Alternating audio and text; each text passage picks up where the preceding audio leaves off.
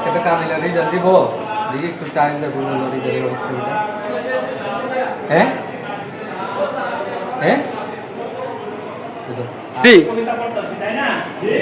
ও sir sir ও sir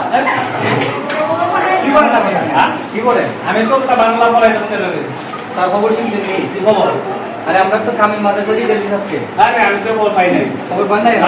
আরে আমি তো এখন এই মাত্র খবরটা দিকে এলাম। কি হয়েছে?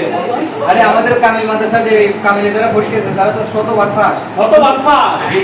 দেখে এবার তাহলে সুযোগ হই। হ্যাঁ, প্রত্যেকটা পরীক্ষায় এখানে কি 100% পাস? সারা কিলা আসছে কি 11টা ক্লাস 100% পাস।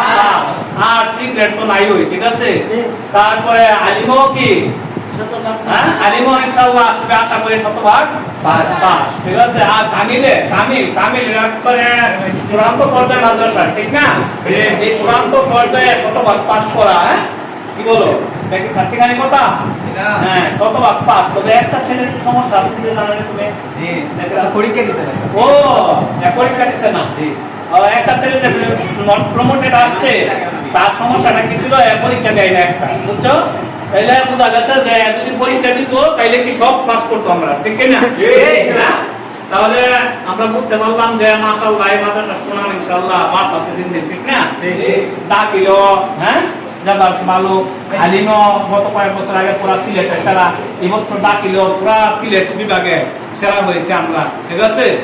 তাহলে ইনশাআল্লাহ দিন দিন মাদ্রাসা কি সুনাম বাড়ছে। তারপরে এই মাদ্রাসা শ্রেষ্ঠ মাদ্রাসা হয়েছে, তোমরা জানো নি? মাদ্রাসা সোনারহাট উপজেলার মধ্যে কি মাদ্রাসা। আর আমাদের আবু আব্দুল্লাহ মোহাম্মদ খালেদ স্যার যে উনি কিন্তু শ্রেষ্ঠ শিক্ষক হয়েছে, তোমরা জানো নি? শ্রেষ্ঠ শ্রেণী শিক্ষক, কথা বলতে পারছি? তাহলে ইনশাআল্লাহ তোমরা কি চাও না যে আমাদের এই মাদ্রাসা সুনাম আরো দিন দিন বাড়ো? তাহলে তোমরা আলিম যারা আছো তারা এমন ভাবে পড়াশোনা করবা সামনের বছর যাতে 20টা ক্লাস পাওয়া যায় ইনশাআল্লাহ। কি বলো মেয়েরা, কি বলো? সম্ভব নেই? হ্যাঁ, তাহলে আমরা আশা করি সবাই মিলে এমন ভাবে পড়াশোনা করবা যাতে করে সামনের বছর 20টা ক্লাস পাওয়া যায়, ঠিক আছে?